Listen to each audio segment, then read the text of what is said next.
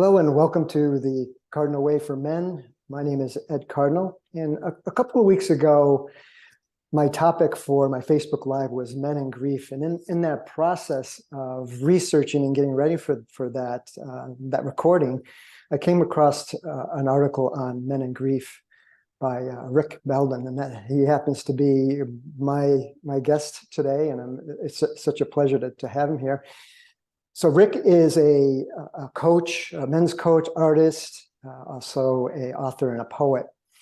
He's been involved in this work for over 25 years, experiencing and exploring men's issues, masculine psychology, and recovery from abuse. So he's been doing his own work for a long time, and he's been helping other men do their own work for a long time. So I admire people like Rick who are helping men get healthier. There's a big need for it. And again, Rick, welcome to the Cardinal Way for Men.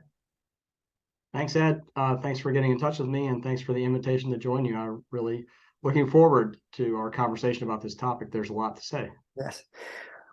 Let's talk. Let's start with maybe a little bit of your story. How was it that you came to this type of work and helping men? Sure. Well, I live in Austin, Texas. I've been here for several decades. I kind of lost count.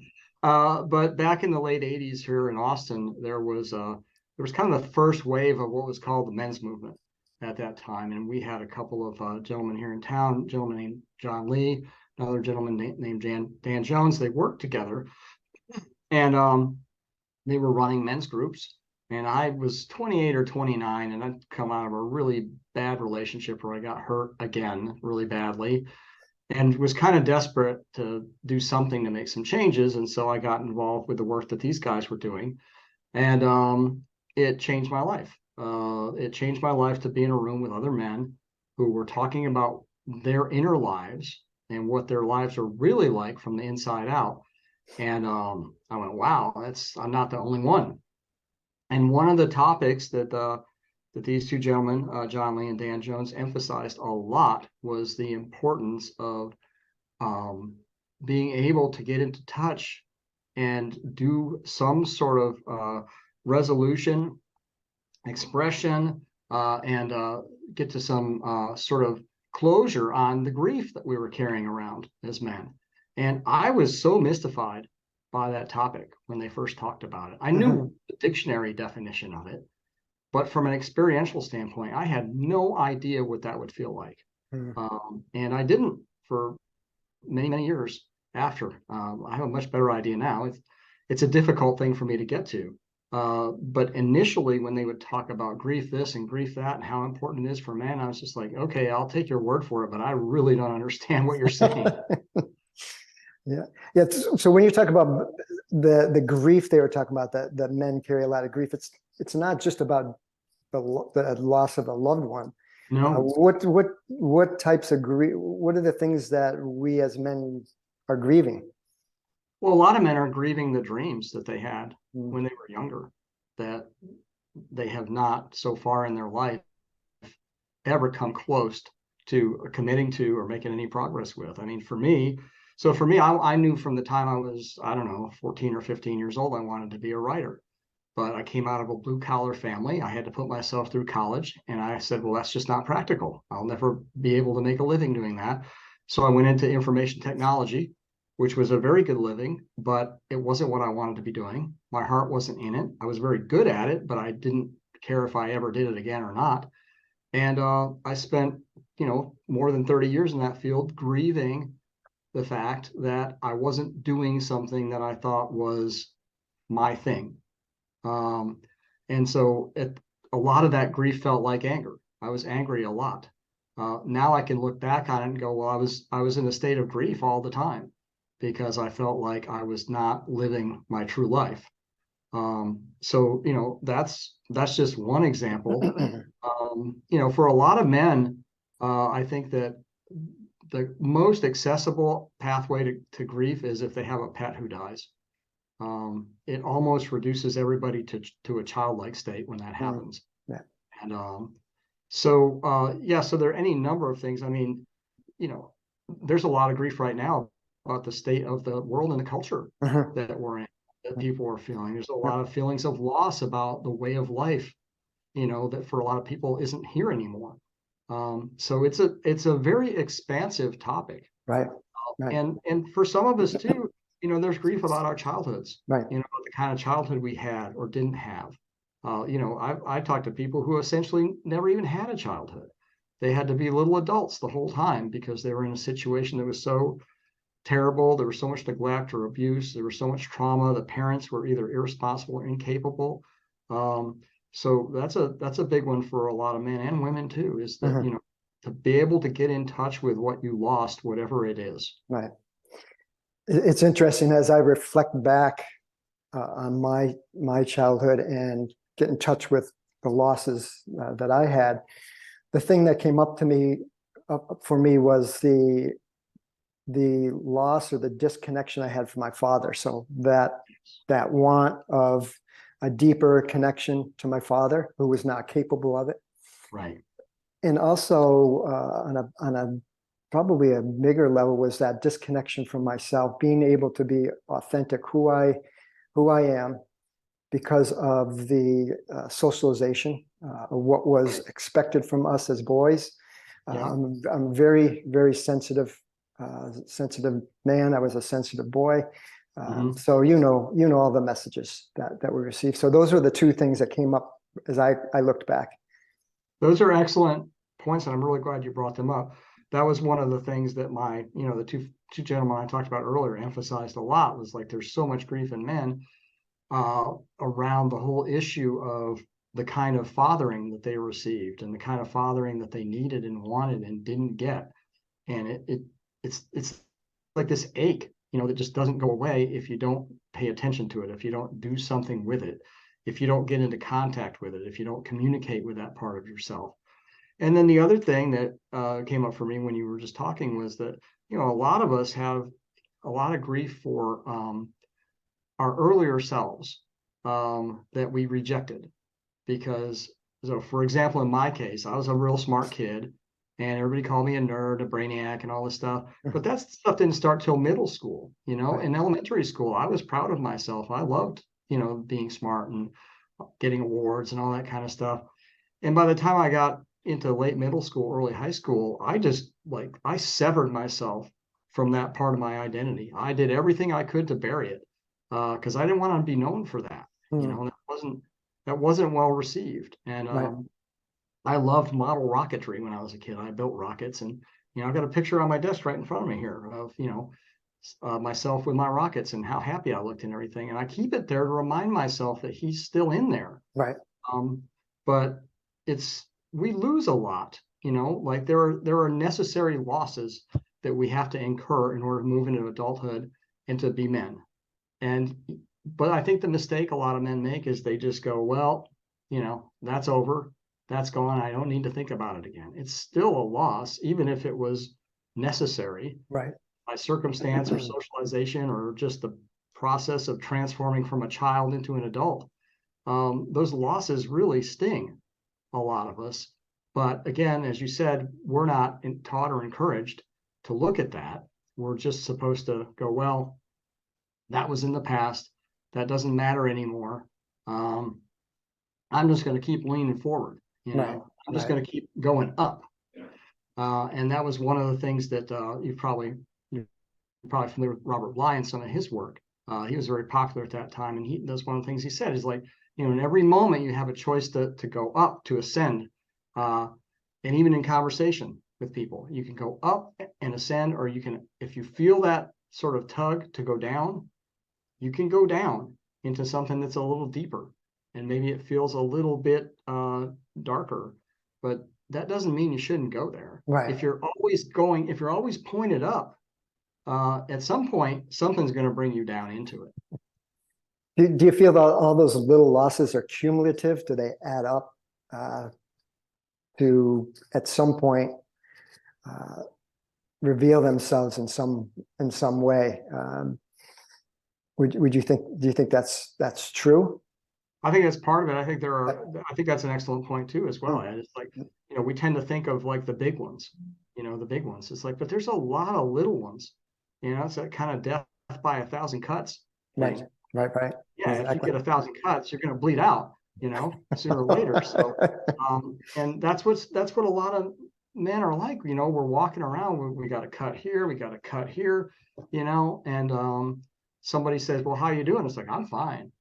I'm fine. It's like, "Well, there's a hatchet in your shoulder." It's like, no, it's okay. Someone put that there a long time ago. It doesn't matter now. Yeah, I'm used to it by now. Yeah, exactly. Yeah, I worked around it. yeah. So Yeah, I don't even notice it anymore. for you, it sounds like it was the broken relationships might have been your pain point. Was there anything else that made you realize, well, I better take a look at myself here if I want to be happier, if I want to be more fulfilled? Yeah, there were numerous things. So that was one. Like I Mhm. could not get a relationship to last very long. And when it ended, it always ended cataclysmically for me. And I wasn't the one who ended it. And so that was one thing. Another thing was just the fractured nature of my family that I grew up in. And feeling that, kind of like you said earlier, like feeling that like I can't be myself in this family. I just can't, and growing anger and frustration and dissatisfaction about that. I was in my late 20s. Most of my friends were getting married and moving away, and there was nobody to get messed up with anymore. There was nobody to party with anymore. I was doing it all by myself, and that wasn't feeling too good. And I was deeply, again, just deeply dissatisfied in my work. It just did not feel like I didn't have any feeling for it. I had capability without passion. I had capability without interest or feeling. And so what is that, like 5 things? Uh, 5 things I hit the wall with. That's right. Yeah. So I was highly motivated because I was very miserable. Mhm. And the one thing that I was convinced of was that I could do better than this, Right. but I just had no idea how. Mhm. And it was that men's group that really was the pivotal I thing for you? saw, so like this big breakup happened in whatever it was, November 86 or something like that. God, I'm old. And I had a terrible Thanksgiving, I had a terrible holiday, and I promised myself if I don't start feeling better in the new year, I'm going to find somebody to help me. Now that was verboten in my family system. It's like you do not go outside the family. Right. Everything stays in the family, and you don't get to talk about it inside the family anyway, either. So, but I saw an interview with this fellow John Lee in a local newspaper here shortly after the new year, and it's something we were talking about before we started. He was just basically telling his story.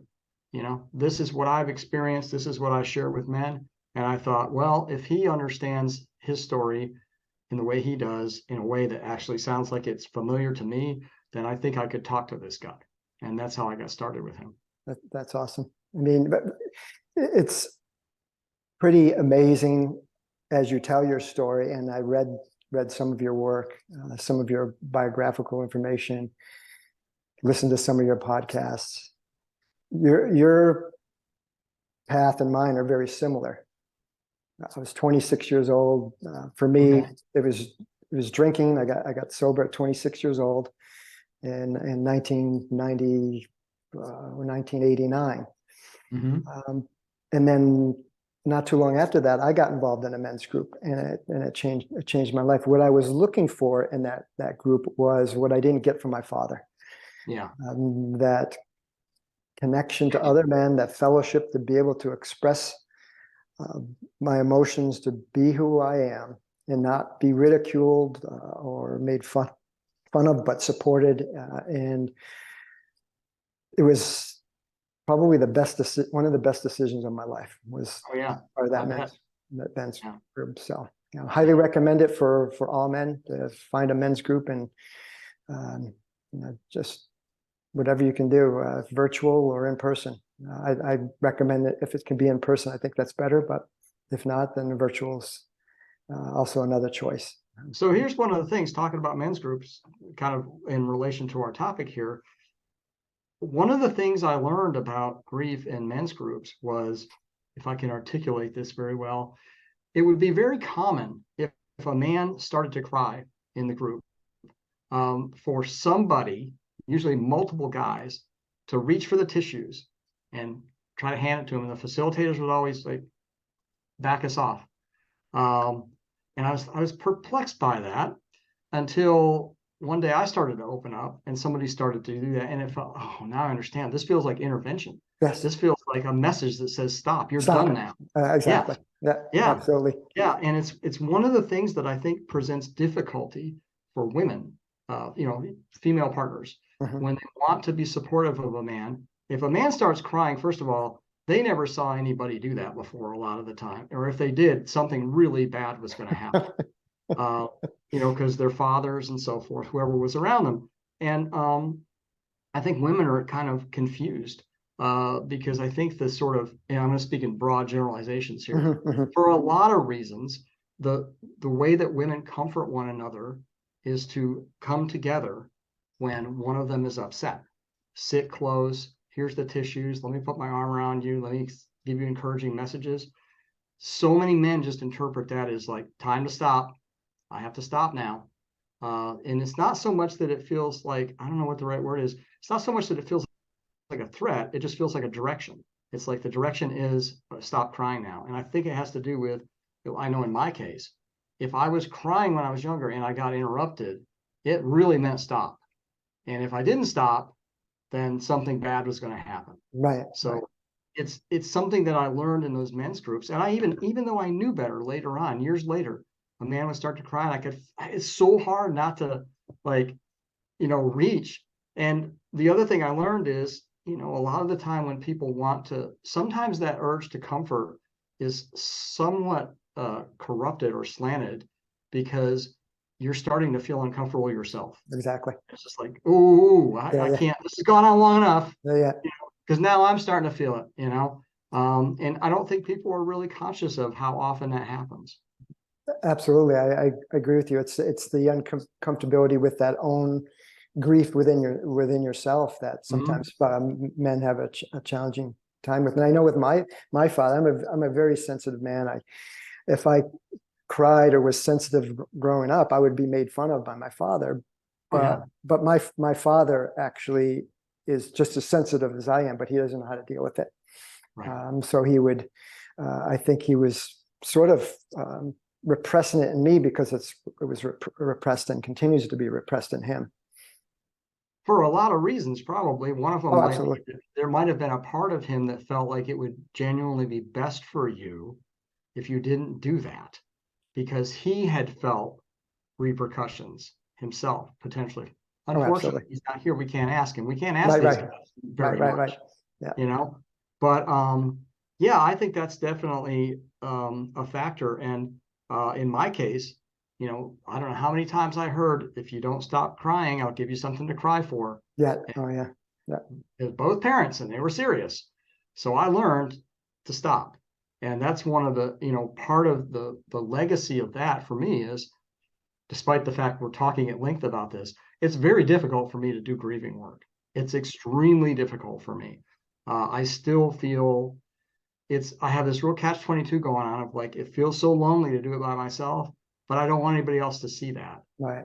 Because it doesn't feel safe to me because of the ways that I was punished. Right. And when I start to go there, there's so much resistance, because in that moment before I sort of do the state change where the tears come and I'm crying, once I get there, I'm fine. But it's the moment before that, I just feel like a hole is opening up in the earth and it's going to suck me right down into it and I'm going to die. It really feels like I'm going to die. Mm-hmm. So that's a negative incentive. Yeah, I don't blame you. But it's so much of it again goes back to when you're a child, you can't help but cry. It's that energy is so strong and it's so natural and it's just running and running and running, and you just cry naturally. But I was conditioned not to do it. And by the time my paternal grandfather died, he died very suddenly. He had a heart attack at 62, with no history of it. I think I was a freshman in high school. And I remember going to his funeral, just kind of being in shock. And I remember going to the wake at the house he shared with my grandmother, and where my father and his brothers and sister grew up. And I remember sitting in a chair and everybody else is interacting, and I just felt like a stone. And I just went upstairs and I just got on the bed and I was just lying there for a while and nothing happened. Nothing happened. And I stayed that way for a long, long time. Mm. So you like a lot of men who sort of repress it and don't deal with it. I mean, eventually you did. How does it start to manifest in men's lives? How does it start to rear its ugly head, so to speak? Depression, for one. Yeah. Sort of loss of interest in things, feeling like you've lost your energy, feeling like you don't know why you're here, losing your enthusiasm for things that you used to like, and anger. Anger in men is a great indicator that there is something behind it, because anger is like this warrior that just shows up, to protect the part that's soft and vulnerable and doesn't want to get hurt. Right. So that was my entry point. I believe me, I had legitimate anger too. It wasn't just for that, but I had so much anger, and I had a lot of success initially doing, expressing anger in different ways safely. Again, fortunate with these two guys, they provided all sorts of environments and tactics and tools to do that. I reached a point where it's just like, man, I'm just like I'm beating this bad on this thing, and it's like I don't feel better. I just feel tired now, and that's when like next phase is like, okay, what is the anger standing in front of? And so yeah, that's when I started to understand, okay, what is this grief experience? What is this all about? What would this feel like? And it's highly transformative when you can get to it. Absolutely. If you can't get to it, it can just make you feel kind of miserable. Right. Yeah, I'm thinking back at some of the grief that I've experienced later in life after I had started doing some of that work. And in one particular, I divorced from my first wife. It was my choice, but that didn't mean it wasn't a major loss. But I remember one moment I was by myself in an apartment, and the grief started to come, and I fell to the floor. Yes. This agonizing, just cathartic grief, and if I'm sure it wasn't just about that. Like we said, I think it was a culmination, accumulation of all of the grief throughout my life that just came out at that moment. And it's important, I feel, that we go into that, and you talked about this, the deep, dark recesses of that grief. It might not feel good, but eventually it will, if we let it go. It'll feel better than you felt if you didn't do it. Absolutely. Yeah. Absolutely. It doesn't always feel great, but there's release there. It's a transformational experience, because you have, I work a lot with clients in different ways. I talk about defragmentation and externalization. So that goes to what you just said. It's just like if you can get an opening, to begin to feel that grief and express it and let it run in a natural way, it will pick up these other fragments of other grief experiences and other losses. It'll pick them up and it'll carry them out. Yeah. And then once you've externalized it like that, it by definition, it changes the nature of how it feels inside. Absolutely. Because a lot of it's outside now. And in the process of doing it, it feels a lot more coherent inside. It's like, okay, now I understand what that experience was all about for me. Mm-hmm. Now I understand why I've been feeling the way I've been feeling. Right.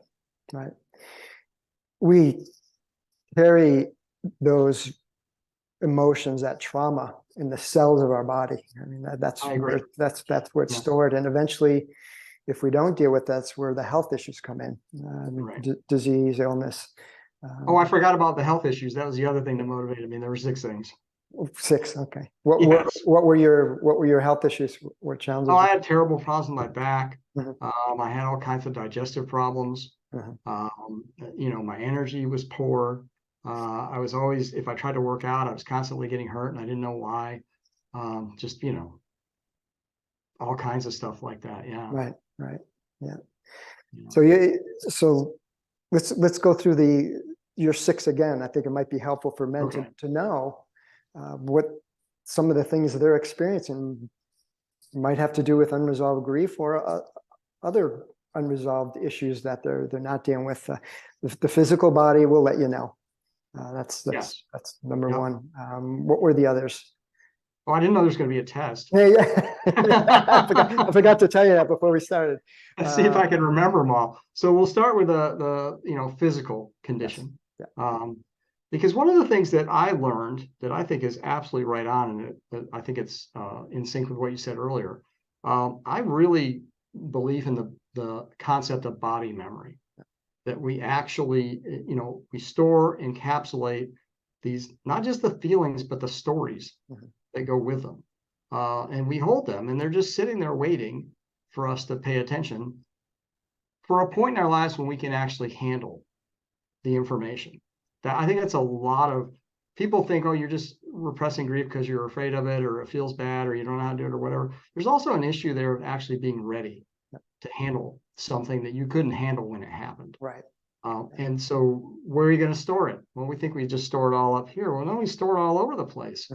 And I've had some incredible experiences of memory and grieving just by kind of tuning into my body where I have discomfort and allowing that to speak, that quiet voice that people think about that you're supposed to listen to here. Well, we have it all through our bodies. Everything is a voice. Absolutely. So I'm stalling. Okay. So you also talked about relationships. Relationship was big for me. Yeah. So ongoing relationship problems, in the sense that they always turn out badly, and they always turn out badly in roughly the same way after the same amount of time.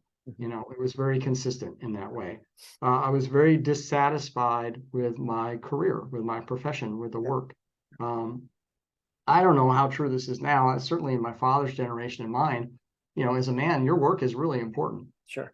Because we feel like it defines us and gives us identity and purpose in so many ways. Right. And so if your authentic self is out of sync, disconnected from the kind of work you do, that can cause you a lot of pain and a lot of anguish and discomfort as a man.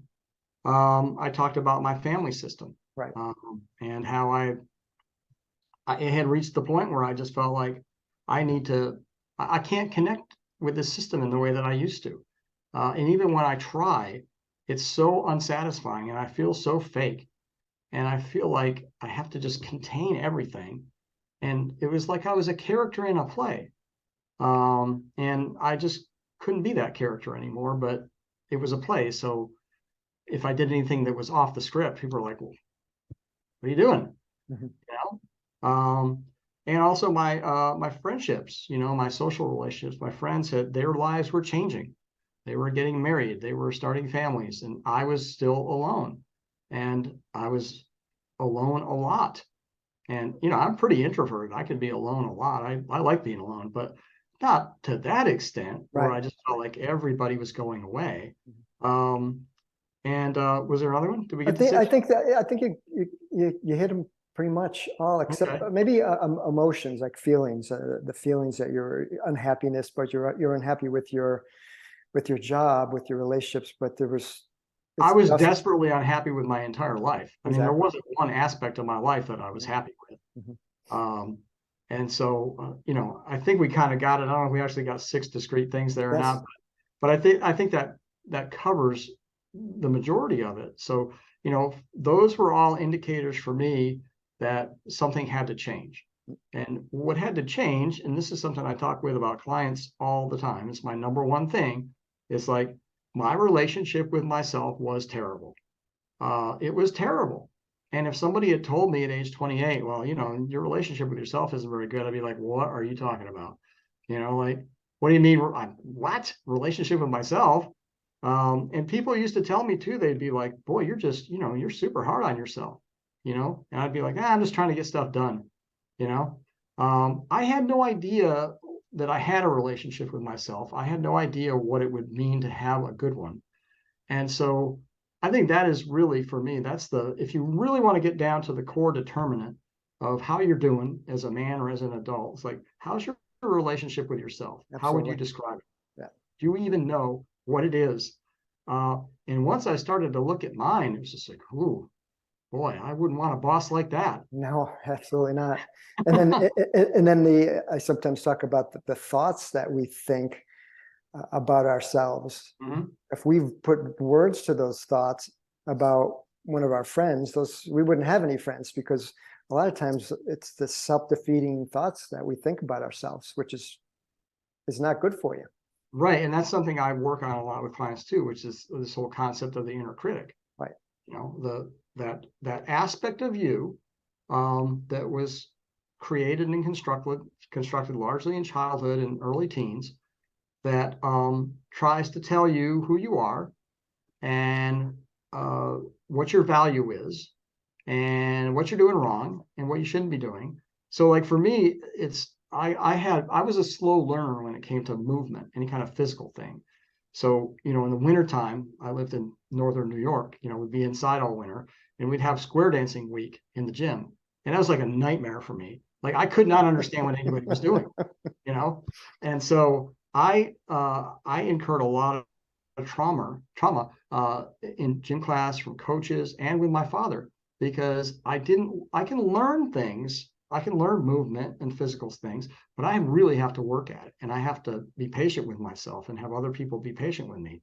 So there's a big part of my inner critic, which is around things like that. So Right. like, if I go to work out and I'm already having kind of a bad day, here it comes. You don't know what you're doing. You're so stupid. Everybody knows that you don't know how to do this. Why haven't you learned this by now? Why is it taking you so long? That's all like from father. From my mother, you're going to get hurt. You better stop. So that's, I have a relentless inner critic still, and I've had to learn how to manage it. And I think so many of us do. And so part of that process of discovering and evaluating your relationship with yourself, whatever the state of it is right now, is to start to recognize the voice of that inner critic, to start to understand, because inner critic is like I said, it's like a little kid, like a bossy little kid. Mm-hmm. Doesn't have a lot of messages. Usually it's between 10 and 20.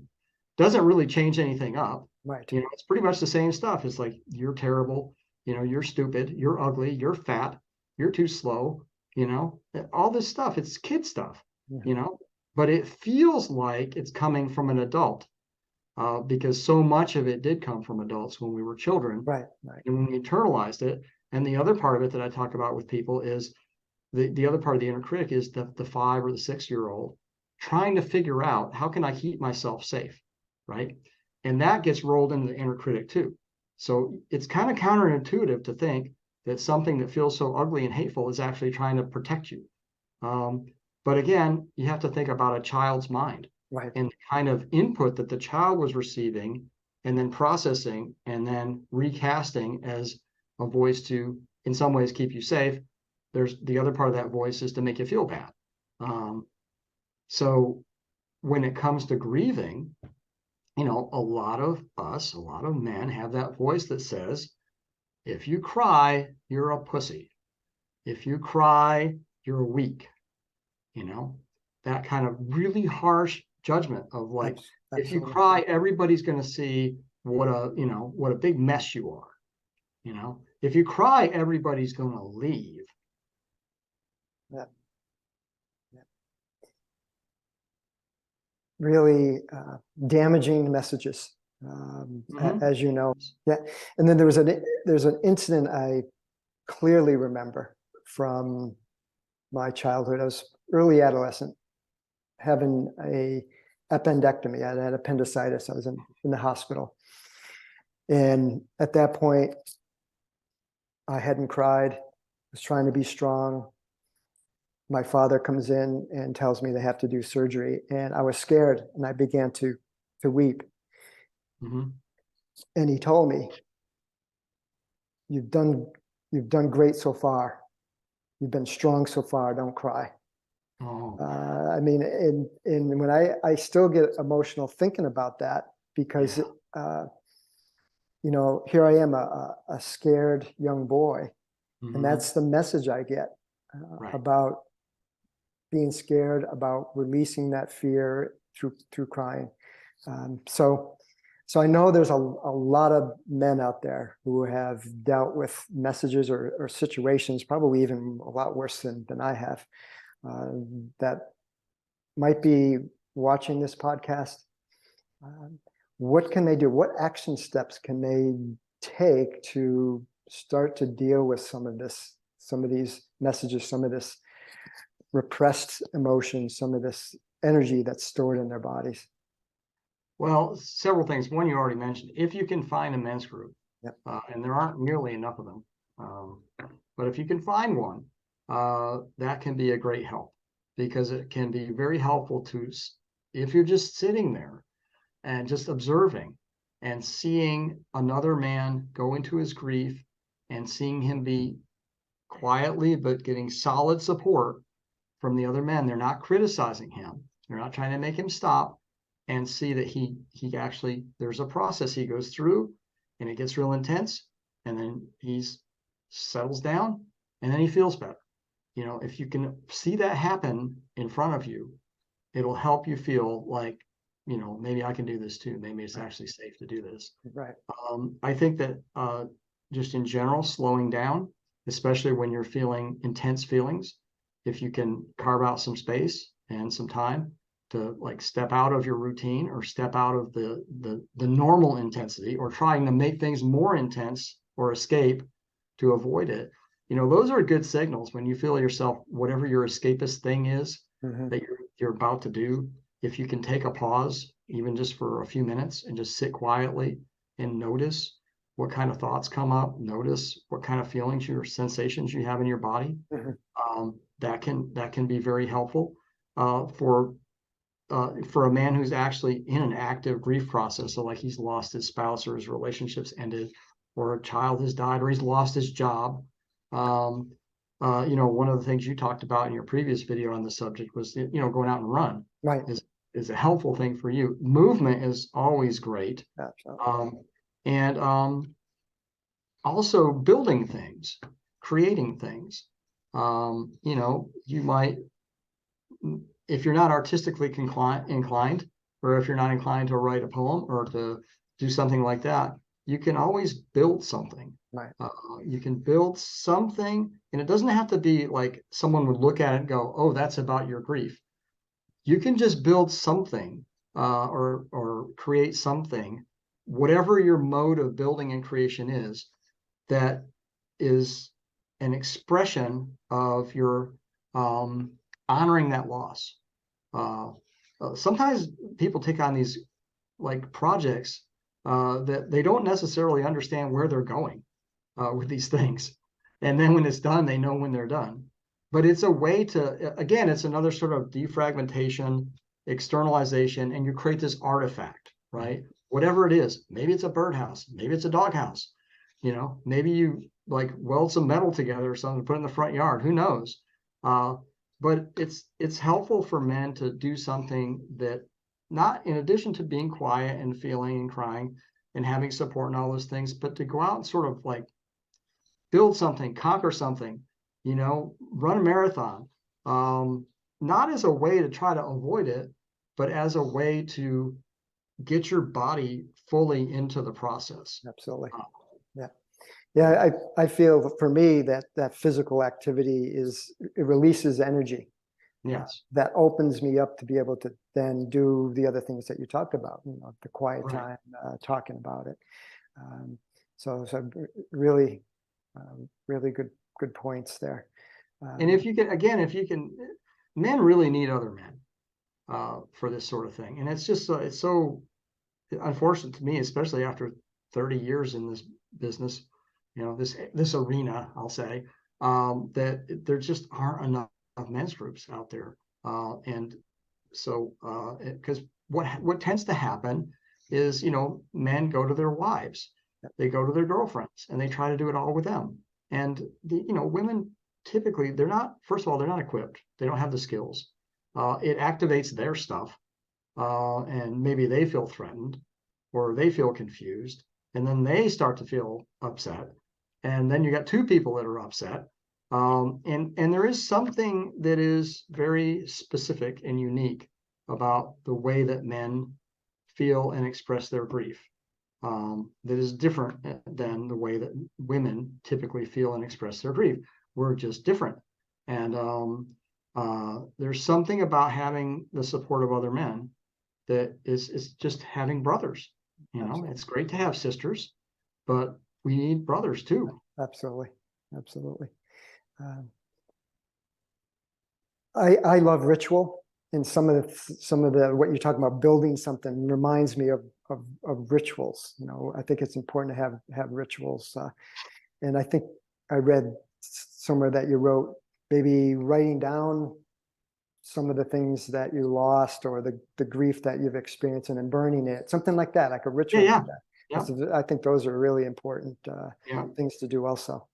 I'll tell you a funny story about that. So I had another relationship that ended many, many years ago. And I was very upset. And I made my lunch. You know, I made my lunch and I put it on this plate. And I was getting ready to eat it. And it's like, now I know what to do with this. So I went out and got a shovel and I dug a hole in the backyard. And I put that plate of food down in it. And I put some dirt on it. And then I went and got some like dried up flowers and put them on there. And I had some bird feathers and I just built this thing up. And I grabbed a bunch of sticks and just made kind of a little frame, and I hung some things on it and stuff. And then I just left it there, and I just let the weather just take it away. And believe me, Ed, I did not plan when I was making lunch to bury it. I mean, I buried the plate and everything. But that's what you're talking about, right? Yeah. That's not a ritual that ever existed before in that way. Absolutely not. But it was an ad hoc ritual that and I think that's so important, is if you get those kind of impulses, and you're like, why would, and most people would go, I'm not going to bury my lunch in the backyard. But it felt right, you know, and I was glad I did it. And so that was my artifact. So I defragmented, I externalized it by digging a hole, and basically did a little art project out there, most of which was buried. And then I watched it dissipate. Yeah. It helped me let go of it. Yeah. Yeah. Awesome. You know, when if I looked out there in the morning, some animal had knocked one of the sticks down or something, I didn't put it back up. No, let it decompose and break down naturally. Exactly. Yeah. Exactly. And it gave me an external reference point to what I was feeling inside. Mm-hmm. That every day I could go out there and check it and go, yeah, it's slowly falling down. Mm-hmm. You know, it's like, yeah, I'm kind of letting go of this thing too. Awesome. One of your gifts is the written word and the spoken word. What about journaling? Is that something that you've done in the past, or do you recommend journaling? I have boxes and boxes of journals. Mm-hmm. And I used to get real fancy with my journals when I had more time, and I'd actually, make covers for them, and I'd do little collagey things. Any of that stuff is great. A lot of people do video journals now, mm-hmm. Which isn't something that I haven't really done that, because that wasn't originally I was doing everything by hand. Of course, I've been using the computer for a long time now. And now if I wake up in the morning and I'm too lazy to get out of bed, I just dictate an email to myself and save that in my journal later. But yeah, I think journaling, particularly for people who are so inclined, not everybody is inclined to write. Right. Some people, I've got clients that have taken up painting, that are doing amazing things. They haven't painted since high school, and I'd say, well, between now and next time, do some art that shows me, this situation. And next thing I know, the person's got 6 paintings they want to show me. Mm-hmm. So I encourage men to, if you have if you've ever thought, I might want to do that someday, or if you've seen somebody else's artwork or poetry and you think, wow, must be great to be able to do that. That's a sign that part of you wants to do it. And it doesn't have to be technically great, right, at all. Right. But it gives you another outlet, every outlet that you have. And then if there's somebody in your life that you can show it to, that will be open to it and talk with you about it, that gives you another way. Absolutely. To process. Absolutely. Yeah. Awesome. So Rick, is there anything else that we need to touch on before we wrap up that we haven't talked about? I know we've touched on a lot of different things, but is there anything you can think of that we need to add? Well, I'm going to read something that I sent you. I want to make sure I get it right. Okay. This is something that I maintain. Grief is a gateway to mature masculinity. The ability to access and process grief effectively is an essential part of a man's maturation process. I absolutely believe that's true. I had that highlighted on my little sheet of paper here that I printed, what you sent me, and I think I saw you in a podcast. Was that from Robert Bly or? No, that's from me. That's from you. Okay. I believe it's me. All right. That is so true. Can you elaborate on that a little bit more? Well, I'll just talk about my experience, because Okay. that's my primary reference point. But I also experienced with other men I've observed and worked with. I just was not complete as a man because a couple of different things come to mind. Number one is I had isolated a lot of parts of myself away, like those parts that I cut off when I was a boy, and I couldn't really get to them. And grieving opened up those channels so that I could reincorporate those parts or start to. I haven't fully done it.